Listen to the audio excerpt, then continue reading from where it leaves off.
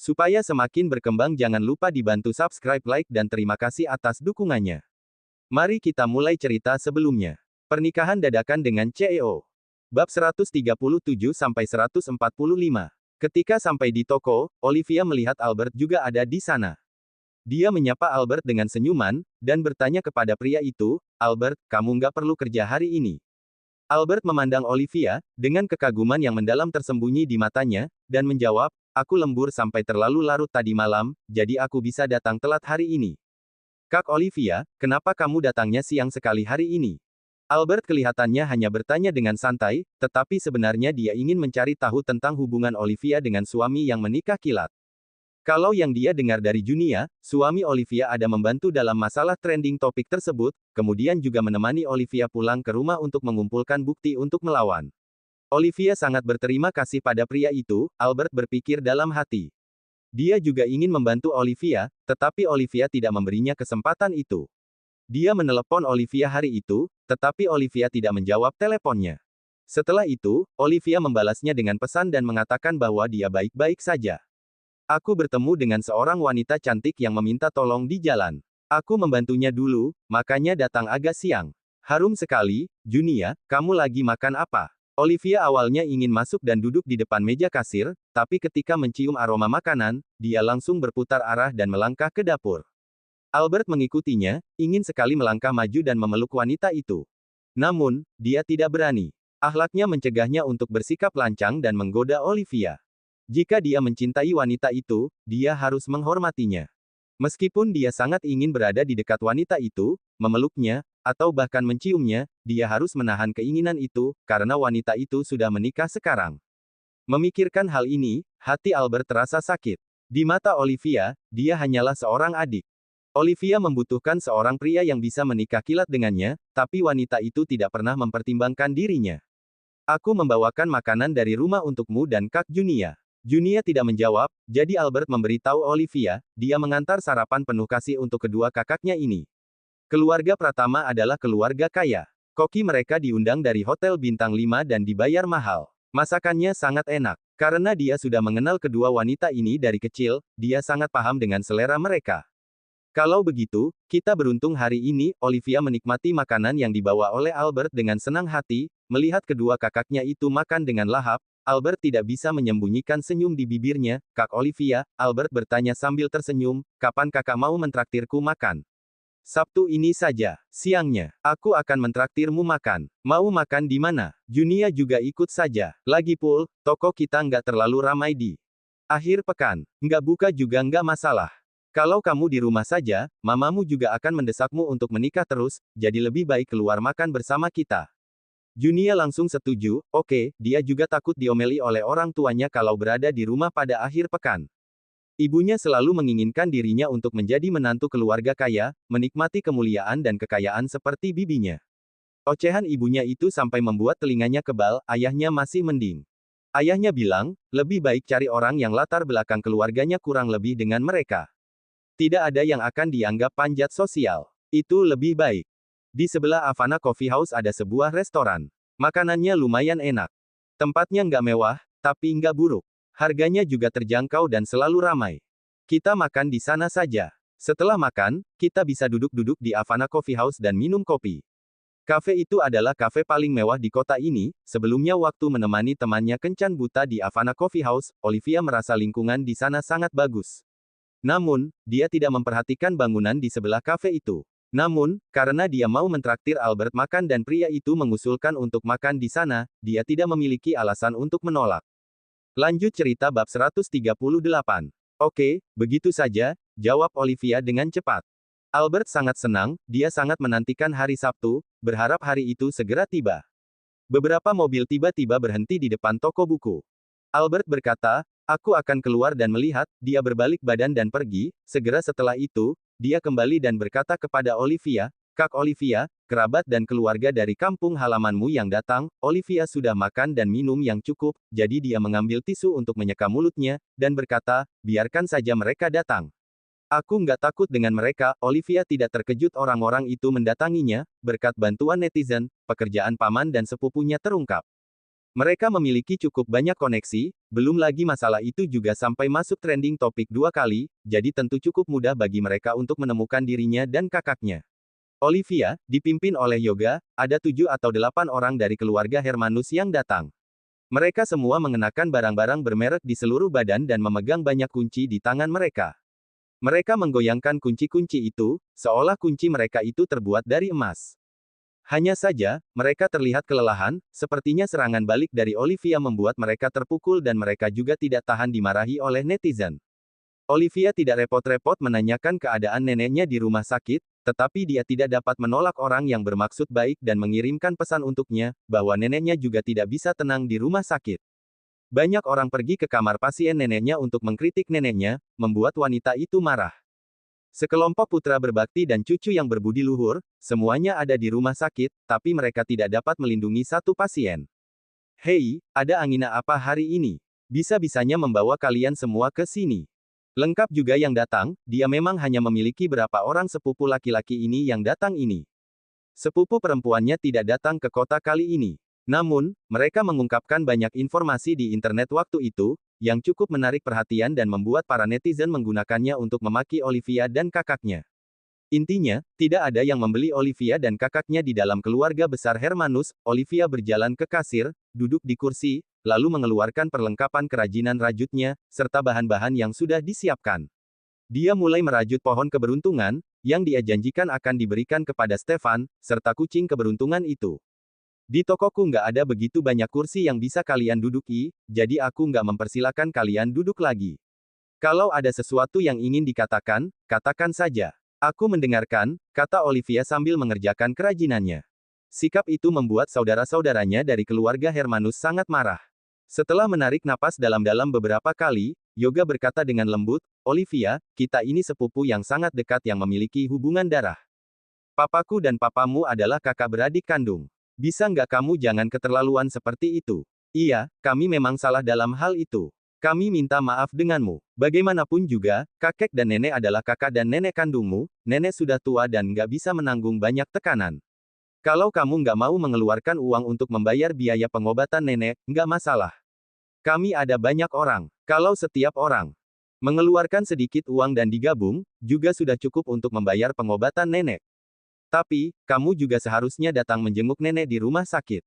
Dong, nenek sangat sedih karena kamu mengata-ngatai kami seperti itu di internet.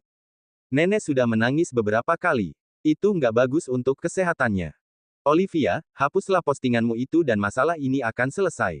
Apa kamu bisa merasa tenang melihat kami kesulitan? Mendengar perkataan kakak sepupunya itu, Olivia mendongak dan menatapnya, lalu berkata dengan geli, kenapa aku nggak bisa merasa tenang? Lagian bukan aku yang mengada-ngada. Aku hanya menyatakan fakta, pergi ke rumah sakit untuk menjenguk nenek. Sebenarnya, aku awalnya juga ingin pergi menjenguknya dan juga berpikir untuk membayar sejumlah uang untuk pengobatannya. Tentu saja, aku nggak akan membayar semua uang pengobatan itu. Belasan tahun yang lalu, kakek dan nenek sudah pernah bilang, mereka nggak butuh kami urus. Hidupku juga nggak mudah, uang yang aku hasilkan juga nggak banyak. Setiap bulannya, penghasilan bulananku kurang lebih habis setelah bayar cicilan. Lanjut cerita bab 139. Tapi setelah diperlakukan seperti itu oleh kalian, yang memutarbalikkan fakta dan menyebut kami nggak berbakti, aku jadinya nggak akan pergi menjenguk nenek lagi. Aku juga nggak akan memberikan uang. Kalian sudah memakiku dan kalian mengharapkan aku datang untuk mendapat makian lagi. Olivia, mereka adalah kakek dan nenek kita. Kalaupun nenek memarahimu, kamu juga nggak kenapa-napa. Meskipun kalian berdua nggak perlu mengurus kakek dan nenek, tapi kalau kalian cucu yang berbakti, kalian pasti akan memberi sedikit uang untuk biaya hidup mereka. Kalian juga nggak pulang untuk melihat mereka selama bertahun-tahun ini, juga nggak memberikan uang. Kalau kalian tega melakukan itu, kami juga nggak bisa berkata apa-apa lagi. Kami sudah menghapus postingan yang kami tulis. Kamu juga seharusnya menghapus postinganmu. Kamu nggak tahu perbuatan itu berdampak besar pada kami. Ini namanya membuli kami di internet. Kami bisa menuntutmu, tapi karena kita masih saudara, kami pikir lebih baik bernegosiasi saja. Kami nggak ingin membawa masalah ini sampai ke jalur hukum. Yang berbicara adalah Bobby Hermanus, orang yang paling sukses di keluarga Hermanus. Ketika dia berbicara, sikapnya merendahkan, dan dia mengatakannya dengan nada menegur. Intinya, mereka tetap menuduh Olivia dan kakaknya tidak berbakti kepada kakek dan nenek mereka, karena tidak memberikan uang untuk biaya hidup dan tidak pulang untuk mengunjungi kakek dan nenek mereka. Bobby menghiraukan perjanjian yang ditandatangani oleh kakek dan nenek mereka dulu, bahwa Olivia dan kakaknya tidak perlu mengurus mereka ketika masih hidup, ataupun mengurus apapun ketika mereka meninggal. Olivia mencibir, tuntut saja. Aku menunggu surat panggilan dari pengadilan. Membuli kalian. Bukannya kalian juga membuli kami berdua sebelumnya. Kenapa? Kalian bully kami nggak boleh mengklarifikasi fakta yang sebenarnya. Aku nggak membayar orang untuk memaki kalian. Para netizen memaki kalian karena perbuatan kalian yang keterlaluan. Mereka nggak suka melihatnya, makanya mencari tahu semua latar belakang kalian. Iya, kami memang nggak berbakti, nggak memberi uang untuk biaya hidup kakek dan nenek, tapi bolehkan aku bertanya, Pak Bobby? Berapa yang kamu berikan pada mereka setiap bulannya? Kamu setahun pulang berapa kali untuk menengok mereka? Kita memang nggak boleh mengharapkan orang nggak berperasaan untuk punya hati nurani. Dulu aku dan kakakku diusir seperti apa? Bagaimana dengan rumah kami yang diambil? Kamulah orang yang menerima manfaatnya secara langsung. Mereka bahkan mengadopsimu dan menjadikanmu anak dari papaku. Cih, kamu sudah makan enak, hidup enak, dan sekarang mau terus makan enak, bukan? Bobby, aku beritahu kamu, ya, aku nggak akan menghapus postingan itu. Kalau kamu berani, tuntut saja aku. Aku akan mengundang media untuk menyiarkan seluruh proses pengadilannya secara live. Properti dan harta peninggalan orang tuaku juga kita perjelas saja dalam sidang ini. Jangan bilang kalau kamu anak angkat yang diadopsi papa mamaku.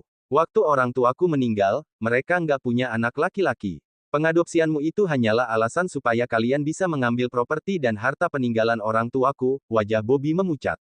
Dia tidak bisa menyangkal perkataan Olivia.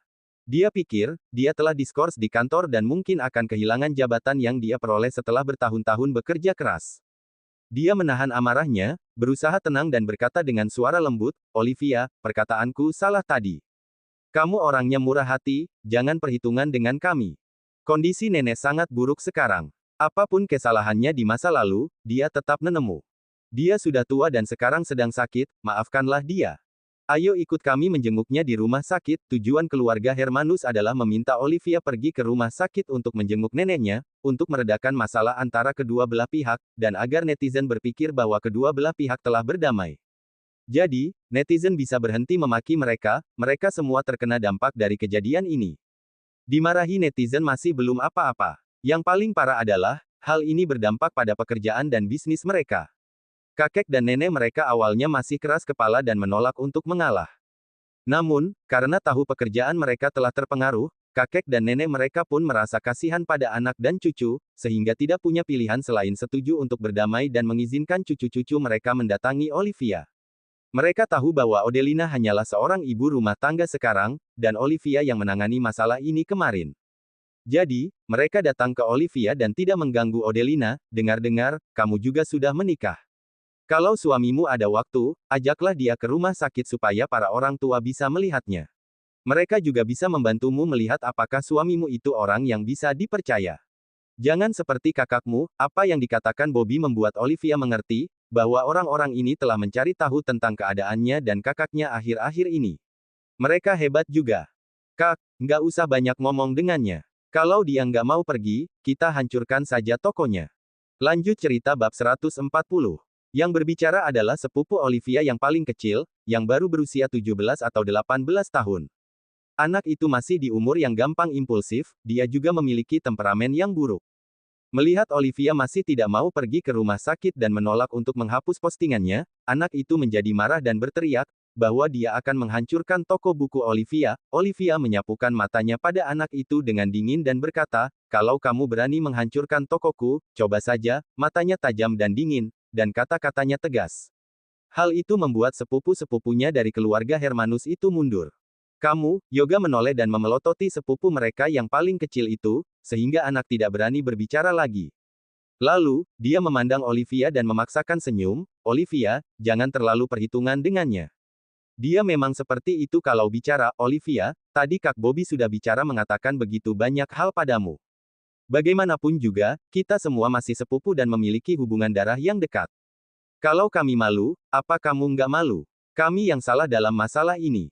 Kami minta maaf padamu. Kita akhiri saja di sini, oke? Kamu nggak perlu membayar uang pengobatan. Kami hanya memintamu untuk pergi menjenguk nenek. Nenek benar-benar ingin bertemu denganmu. Beberapa hari ini, kakek dan nenek juga merasa bersalah karena melakukan begitu banyak hal yang nggak berperasaan kepadamu. Mereka bilang mereka merasa bersalah pada orang tuamu. Olivia, nggak satu pun dari kita yang suci.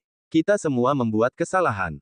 Asalkan kita bisa mengakui kesalahan kita, itu sudah cukup. Nenek sudah tua dan tahu kesalahannya, berilah dia kesempatan untuk memperbaiki kesalahannya dan meminta maaf. Olivia hanya akan menghapus postingannya dan mengakhiri masalah ini kalau kedua belah pihak sudah berdamai dan menggunakan alasan keluarga. Kalau uang, meskipun mereka menginginkannya sekarang, mereka juga tidak bisa mendapatkannya. Jadi, mereka hanya bisa melepaskannya. Sebenarnya, mereka semua menyesalinya sekarang, kalau mereka tahu bahwa Olivia begitu tangguh dan kuat, dan berani mengungkap keburukan keluarganya untuk melawan mereka dan membawa dampak yang begitu besar, mereka tidak akan pernah menggunakan cara itu. Mereka mengira Olivia dan kakaknya sangat peduli dengan reputasi sendiri dan tidak ada Fang bisa membantu mereka.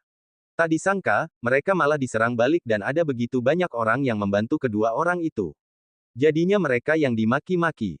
Kalau dilihat dari kondisi ekonomi dan pendapatan mereka, asalkan setiap orang dari mereka mengeluarkan sedikit uang, mereka akan mampu membayarnya. Kalaupun mereka tidak membayarnya, kakek dan nenek juga punya tabungan ratusan juta yang juga cukup untuk membayar biaya pengobatan. Mereka hanya ingin tidak mengeluarkan uang, makanya ingin memeras Olivia dan kakaknya. Alhasil, kerugian mereka malah lebih banyak daripada keuntungan. Tidak, mereka tidak mendapat apa-apa, dan bahkan menjadi menyedihkan. Mereka harus datang menemui Olivia secara langsung, meminta maaf kepada Olivia, dan memohon pada wanita itu untuk melepaskan mereka. Mereka sangat membenci Olivia. Mereka akan mencari cara untuk membalas dendam setelah kejadian ini selesai, namun, dari luar, mereka terpaksa harus menunjukkan keinginan untuk berdamai. Lanjut cerita bab 141. Olivia tertawa dan berkata, ku dengar kakek dan nenek selama di rumah sakit kalau nggak makan, ya tidur. Mereka nggak merasa bersalah sama sekali. Apa mereka benar-benar ingin meminta maaf pada kami? Yoga membuka mulut untuk membela kakek neneknya, tetapi tidak bisa mengatakan apa-apa. Kakek dan nenek mereka tidak benar-benar mengalah, tetapi karena dibujuk oleh mereka. Mereka ingin mengakhiri masalah ini secepat mungkin agar semua orang tidak terkena dampaknya lagi. Asalkan kedua belah pihak berdamai, masalah ini perlahan akan mereda. Trending topik baru akan muncul dan mengalihkan perhatian netizen, dan tak lama setelah itu, netizen tidak akan mengingat mereka lagi dan mereka akan kembali tenang. Kejadian ini juga membuat mereka sadar bahwa internet itu kuat, tapi netizen di dalamnya bisa membalikkan perahu mereka. Jangan sembarangan menggunakan internet untuk menyerang orang lain. Kalau nggak ada urusan lain, tolong pergi. Jangan mengerumuni aku dan mengganggu bisnisku di sini. Olivia mengusir mereka dan tidak mau berurusan dengan mereka lagi. Ekspresi di wajah saudara-saudaranya itu sangat masam. Junia dan Albert berdiri di samping dan memelototi mereka dengan waspada. Setelah sekian lama, Bobby akhirnya berkata, Olivia, kamu harus memaafkan orang. Kamu harus menyisakan ruang untuk menjaga hubungan kita, supaya nggak ada dendam kalau kita bertemu di masa depan. Setelah mengatakan itu, Bobby berbalik badan dan keluar dari sana. Dari saudara-saudara mereka ini, Bobby adalah orang yang paling dipuji dan dibanggakan. Sekarang, dia malah hampir dipermalukan oleh adik sepupunya. Dia tentu tidak mau berdiri di sana untuk dimarahi Olivia. Dia sangat membenci Olivia. Dia merasa Olivia tidak peduli dengan persaudaraan mereka. Bagaimanapun juga, mereka itu sepupu, tapi Olivia dan kakaknya sudah memisahkan diri dari mereka.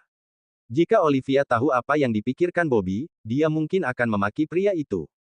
Mengapa dia dan kakaknya bisa memisahkan diri dari mereka?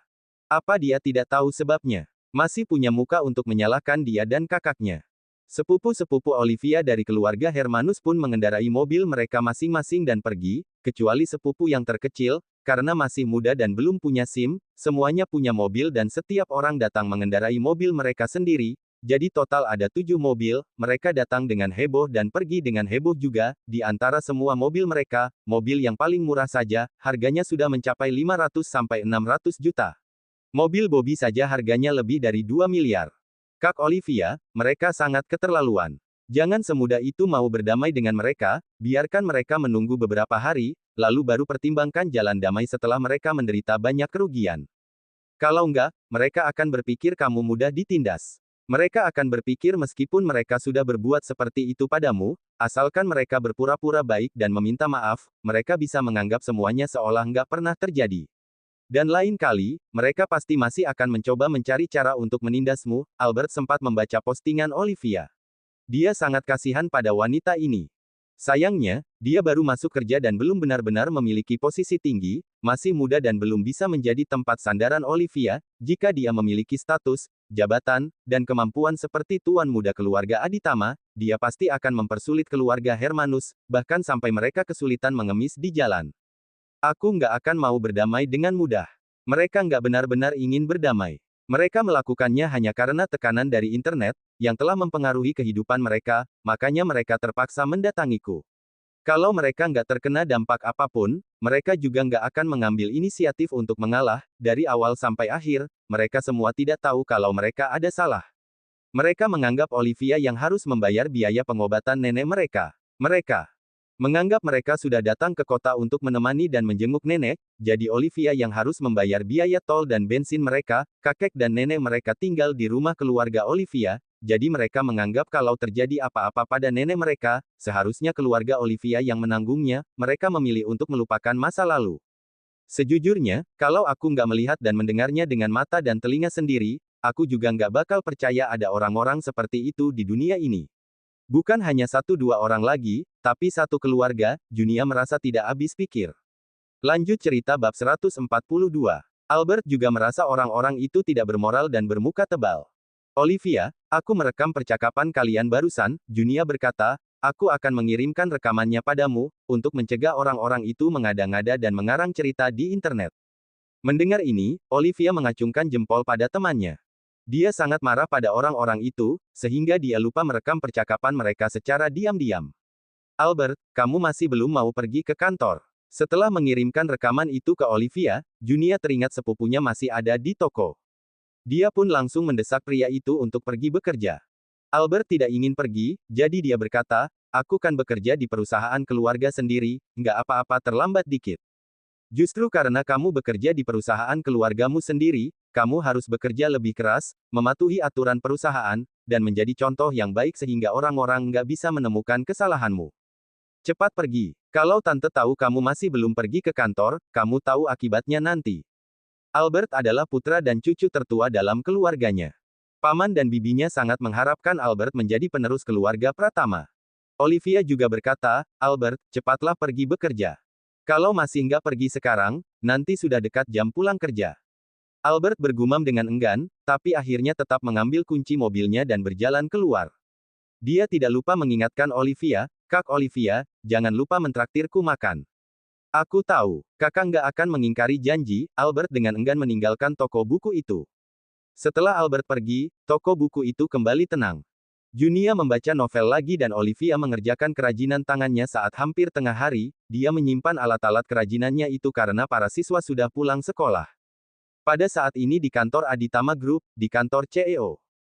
Setelah membahas masalah bisnis, Reiki berkata dengan santai, Pak Stefan, aku dapat kabar, orang-orang dari kampung halaman Bu Olivia datang ke toko dengan heboh.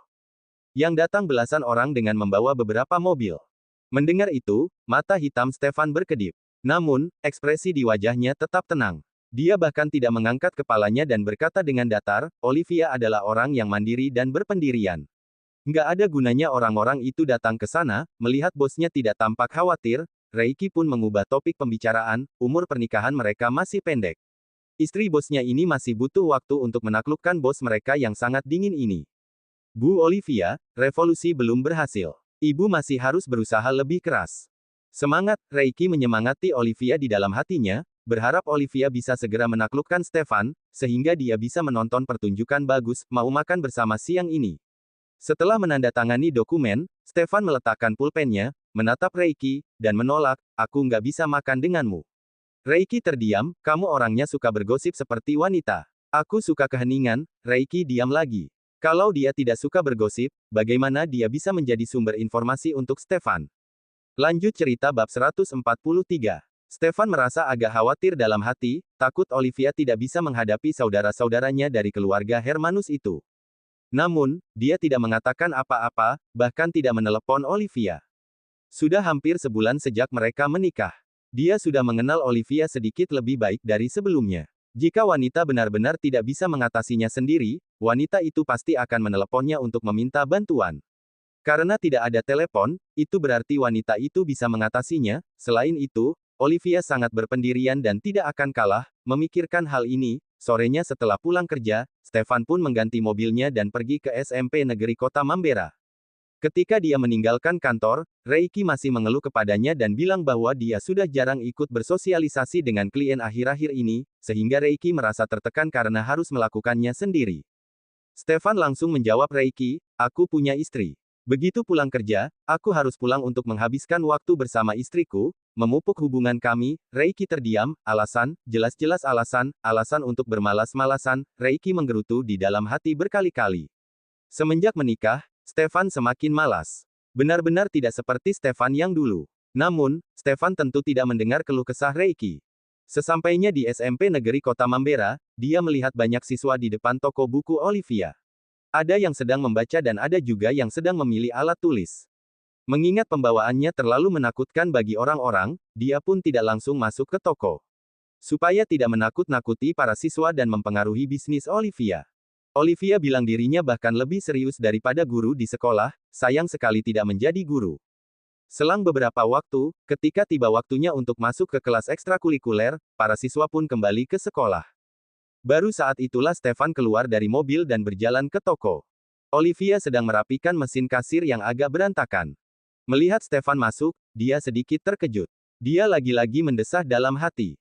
Pria ini benar-benar memiliki aura yang kuat, aura kedatangan pria itu seperti kedatangan raja. Pantas saja para siswa tidak berani masuk ketika mereka melihatnya di toko. Itu karena auranya yang kuat, yang bisa mengintimidasi orang dalam hitungan detik. Dalam sekejap, Stefan sudah berdiri di hadapan Olivia, melihat wanita itu menatapnya seperti orang bodoh. Stefan cukup bangga pada dirinya sendiri. Dia tahu seberapa menarik penampilannya. Namun, dia tidak menunjukkannya di wajahnya, melainkan berdeham ringan 2 kali. Olivia tersadar dari lamunannya dan berkata sambil tersenyum, "Kamu nggak perlu lembur malam ini. Kok tumben ada waktu untuk datang ke sini?" Waktu mereka baru mengurus buku nikah, pria ini selalu sibuk dan pulang subuh setiap hari. Stefan berbohong dan berkata dengan suara rendah, "Proyek kemarin baru selesai beberapa waktu lalu, jadi aku nggak perlu lembur akhir-akhir ini." Olivia berohria dan bertanya kepada pria itu, "Kamu belum makan, kan? Mau pesan sesuatu sebelum pulang?" Sebelum Stefan bisa menjawab, Junia datang dan berkata, "Olivia, kamu dan Pak Stefan bisa pulang dulu. Biar aku saja yang menjaga toko. Malam-malam juga nggak ada kerjaan." Setelah ekstrakurikuler, para siswa tidak punya banyak waktu luang untuk kegiatan bebas, sehingga siswa yang datang ke toko buku biasanya hanya sedikit, kecuali mereka datang untuk mencari bahan pelajaran. "Baiklah kalau begitu, kami pulang duluan." Olivia juga tidak sungkan lagi pada temannya itu. Setelah berberes-beres, dia mengeluarkan sebuah pot pohon uang yang dia ayam hari ini dari bawah meja kasir, menyerahkannya kepada Stefan, dan berkata, "Ini pohon uang yang aku buatkan untukmu hari ini. Lihat, suka nggak? Kucing pembawa keberuntungannya belum selesai. Mungkin aku bisa menyelesaikannya dan membawa pulang untukmu besok." Stefan mengambil pot pohon keberuntungan itu dan merasa pot itu lebih besar dari pot Kelvin. Dia merasa puas. Ekspresi dingin dan keras di wajahnya sedikit melunak. Dia berkata dengan suara rendah, "Bagus sekali, baguslah kalau kamu menyukainya. Ayo pulang." Olivia mengelilingi meja kasir, mengucapkan selamat tinggal kepada temannya, dan keluar dari toko buku bersama suaminya. Dia ingin mengendarai motor listriknya, tapi Stefan berkata dengan suara berat, "Naik mobilku." Lanjut cerita bab 144. Setelah jeda sebentar, dia menambahkan, "Aku akan mengantarmu ke sini besok pagi." Karena Stefan sangat perhatian, Olivia pun meninggalkan motor listriknya di toko dan masuk ke mobil Stefan. Junia memperhatikan pasangan itu pergi dan berkata pada dirinya sendiri, mereka semakin terlihat seperti pasangan. Meski Stefan selalu cuek dan pendiam, kebaikannya kepada Olivia tercermin dari hal-hal kecil yang dia lakukan. "Kalau aku bisa bertemu dengan pria seperti Stefan, aku akan dengan senang hati menikah dengan pria itu." Sayangnya, pria-pria yang kencan buta dengannya tidak ada yang sebaik Stefan. Mereka disebut pria berkualitas tinggi karena penghasilan yang tinggi. Nyatanya, mereka jauh dari kualitas tinggi. Sebelumnya, pasangan kencan butanya di Havana Coffee House malah suka pada Olivia. Pria itu diam-diam menanyakan tentang Olivia, masih saja bermimpi, padahal tahu Olivia sudah menikah. Junia langsung menelepon dan memarahi kencan butanya itu, memperingatkannya bahwa jika pria itu berani mencari Olivia secara pribadi lagi dan menghancurkan pernikahan Olivia, dia akan membuat hidup pria itu hancur. Untungnya pria itu tidak memaksakan kehendaknya Pat Olivia. Junia merasa dia benar-benar telah menyelamatkan nyawa pria itu. Kalau pria itu berani mengakui cintainya pada Olivia, temannya itu mungkin bisa membuatnya hancur. Olivia bisa bela diri, nanti waktu lewat rumah kakakku, kita mampir sebentar untuk melihatnya. Olivia biasa pergi ke rumah kakaknya setiap hari, Stefan menggumam mengiyakan. Segera setelah itu, pasangan itu tiba di kompleks tempat tinggal Odelina. Sekarang ini setelah jam makan malam, warga kompleks suka mengajak anak-anak mereka jalan-jalan ke bawah setelah makan. Jadi, sekarang ini adalah waktu ketika orang-orang ramai di luar. Setelah Stefan memarkir mobil, Olivia keluar dari mobil terlebih dahulu. Lalu, dia membuka pintu belakang mobil, mencondongkan tubuh ke dalam, dan keluar dengan membawa 2 kantong buah, yang bersikeras dibeli oleh Stefan untuk menghormati kakak iparnya. Mereka berjalan menuju gedung tempat tinggal Odelina. Segera, Olivia menyadari ada yang tidak beres. Dia telah tinggal di rumah kakaknya selama 3 tahun dan berteman akrab dengan semua orang di kompleks. Namun, semua orang memandangnya dengan aneh. Olivia, kamu datang untuk menemui kakakmu, iya. Ketika bertemu dengan penghuni rumah di bawah rumah kakaknya, tetangga itu berinisiatif untuk menyapa Olivia. Tante Susi, gimana kabarnya? Aku datang untuk melihat kakakku. Olivia berhenti untuk mengobrol dengan Tante Susi, sambil mengelus kepala cucu perempuan yang digandeng oleh wanita itu. Dia mengeluarkan beberapa buah dari kantung belanjanya dan menyerahkannya kepada anak itu. Anak itu menengok ke arah neneknya, dan setelah neneknya mengisyaratkannya untuk mengambil, dia baru mengambil buah-buah itu. Terima kasih Tante Olivia. Gadis kecil itu mengucapkan terima kasih dengan sopan. Olivia memuji gadis kecil itu karena bersikap sopan, lalu merendahkan suaranya dan bertanya kepada Tante Susi, Tante, aku lihat semua orang menatapku dengan aneh ketika aku turun dari mobil. Apa ada yang salah denganku? Enggak, kok, kamu masih sama. Tante Susi tersenyum dan berkata, kamu terlalu banyak berpikir. Oh, Tante tahu, mereka memandangmu seperti itu, mungkin karena kakakmu. Kamu belum tahu, ya, kakak dan kakak iparmu bertengkar. Kakakmu mengejar kakak iparmu dengan pisau sampai sejauh 5 kompleks. Dulu, semua orang mengira kamu yang galak. Aku nggak menyangka kakakmu yang ternyata bisa seperti itu. Olivia telah tinggal di sini selama 3 tahun. Dia pernah bertengkar dengan orang untuk melindungi keponakannya. Dia sendiri, sedangkan orang yang bertengkar dengannya bersama keluarga. Namun, mereka tetap kalah darinya, jadi, dia mendapat julukan galak di kompleks ini. Kakak dan kakak iparku bertengkar. Ekspresi di wajah Olivia berubah, dan bahkan Stefan mengangkat alisnya. Aku nggak tahu alasan pertengkaran mereka. Yang jelas, mereka bertengkar. Kakakmu mengejar kakak iparmu dengan pisau dapur. Kita semua melihatnya. Setelah itu, aku hanya melihat kakakmu kembali sendirian. Ku dengar, kakak iparmu dijemput oleh keluarganya. Kakakmu nggak memberitahu kamu, mungkin karena takut kamu akan mengkhawatirkannya. Lanjut cerita bab 145. Olivia dan kakaknya sangat dekat. Semua orang di kompleks tahu itu. Odelina tidak ingin adiknya tahu, karena tidak ingin adiknya khawatir.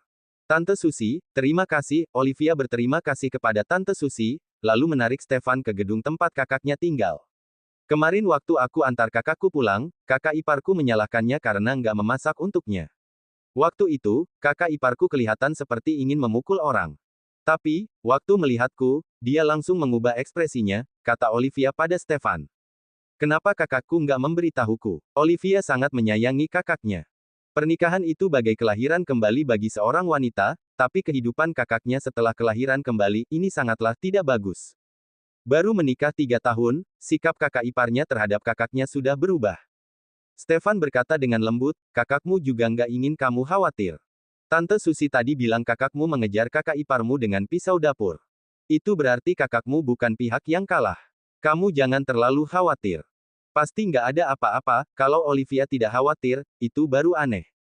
Namun, dia tidak banyak bicara pada Stefan. Dia menarik Stefan ke atas, mengeluarkan kunci yang diberikan kakaknya dan membuka pintu. Odelina sedang memasak di dapur. Ketika mendengar suara pintu terbuka, dia mengira Roni kembali. Jadi, dia keluar membawa spatula, berpikir bahwa jika Roni berani memukulnya, dia tidak akan pernah tinggal diam. Setelah Roni pulang bersama orang tuanya, dia tidak menghubungi pria itu. Sebaliknya, mertua dan kakak iparnya terus mengirim pesan dan memakinya. Mereka bahkan membicarakan hal-hal buruk tentang dirinya di grup keluarga besar mereka, membuat saudara-saudara lain dari keluarga pamungkas juga ikut menyalahkannya karena tidak melakukan tugas sebagai istri dengan baik, makanya bisa dipukuli oleh suaminya.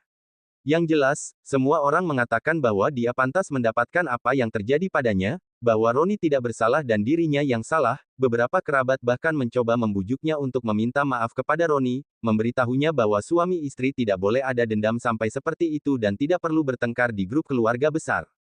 Tentu saja, kerabat-kerabat itu berada di pihak Roni dan menasihatinya untuk bersikap pengertian pada Roni dan jangan menggunakan banyak uang. Mereka bilang, Roni juga capek bekerja, jadi normal-normal saja kalau temperamennya buruk kalau pulang ke rumah. Jadi, dia harus mentolerir temperamen Roni itu. Odelina sangat marah, sehingga dia langsung keluar dari grup keluarga besar itu. Mulai sekarang, dia tidak akan mau ikut Roni pergi ke rumah kerabat-kerabat itu lagi. Tante, melihat bibinya masuk, Russell yang sedang duduk di lantai ruang tengah dan bermain dengan balok-balok segera bangkit dengan gembira dan berlari ke arah Olivia. Melihat adiknya datang, Odelina secara naluriah bersembunyi kembali di dapur. Wajahnya masih memar. Dia masih tidak berani keluar untuk membeli sayuran selama 2 hari ini. Untungnya masih ada makanan di kulkas, yang cukup untuk dia dan putranya makan. Olivia menggendong keponakannya, mencium wajah mungil anak itu, dan membujuk anak itu untuk bermain dengan Stefan, sementara dia pergi ke dapur. Kak, Olive, kamu nggak perlu jaga toko hari ini. Tanya Odelina pada adiknya, tetapi tetap memunggungi Olivia, Junia yang jaga. Kak, ada apa denganmu dan Kak Roni? Tanya Olivia secara langsung. Dia berjalan ke sisi Odelina dan melihat memar di wajah kakaknya itu. Dia segera membalikkan tubuh kakaknya itu, dia sangat marah, berbalik badan dan langsung pergi, aku akan pergi mencari pria itu. Bisa-bisanya pria itu memukuli kakaknya sampai seperti ini. Apa pria itu mengira kakaknya tidak punya keluarga? Selama dia masih ada, dia tidak akan membiarkan siapapun menindas kakaknya. Cerita bersambung Min.